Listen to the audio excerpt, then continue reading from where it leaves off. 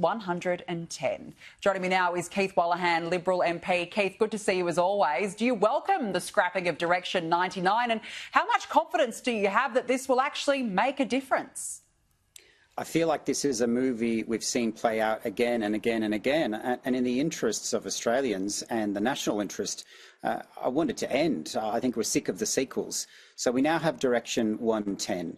And we heard in the Minister's press conference today two concerning things. First, he wouldn't admit that the previous Direction 99 was in error, despite several questions and several opportunities, and the fact that he's brought this new one in. If there was nothing wrong with Direction 99, then why has he brought in Direction 110? And it's because it was in error. We just want some honesty about that. The second thing that was concerning was the Minister said he has now set up a regime a week ago where he would every 24 hours receive updates on AAT cases. We are 2 years into this government, 2 years.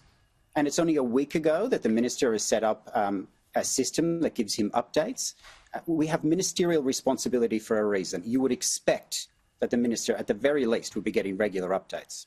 Well, I mean, you'd think so. And apparently, though, he didn't get a regular update about this drummed-up drone fantasy. He says that his department gave him advice on that. Should someone come forward with that information? I think that would be a good thing. I mean, when I first heard that, I raised my eyebrows, and I know a little bit about drones, but technology moves on. I thought there's some new drone that I haven't heard of. But could you imagine those things buzzing around the suburbs? It all seemed quite farcical. And again, it just pointed to a minister who is not receiving or asking for the regular updates.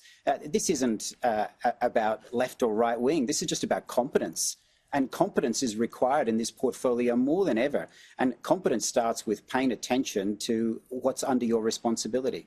Absolutely. And I note that the New Zealand's Deputy Prime Minister Winston Peters, he came out today saying that he regrets the Albanese government's decision to rewrite this ministerial direction. Do you expect backlash from New Zealand? No one pretends that this is easy, whether it's navigating the directions from the High Court, which of course started all of this with NZYQ, or our diplomatic relations with other countries. But when you're a minister of this country, your number one duty is to this country. So if that means you have to have difficult conversations with other nations, well then so be it. That is the very least we would expect you to do. I want to ask you now, Peter Dutton this week has called on Anthony Albanese to reject the anti-Semitism flourishing within the Greens political party, he says, and put its candidates last on Labor how to vote cards at the next election. Do you think voters will respond to that?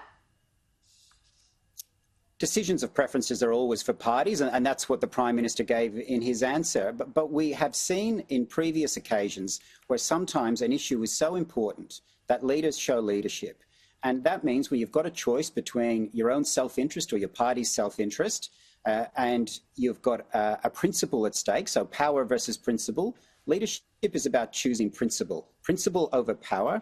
It's about choosing integrity over influence. And so this is an opportunity for the Prime Minister to step up and show leadership. And the question will be, what matters more, the self-interest of preferences and key seats, or standing up for what is right at this crucial moment in our nation's history? Yeah, absolutely spot on. Keith Wolahan, really appreciate you coming on. Thank you so much for joining us.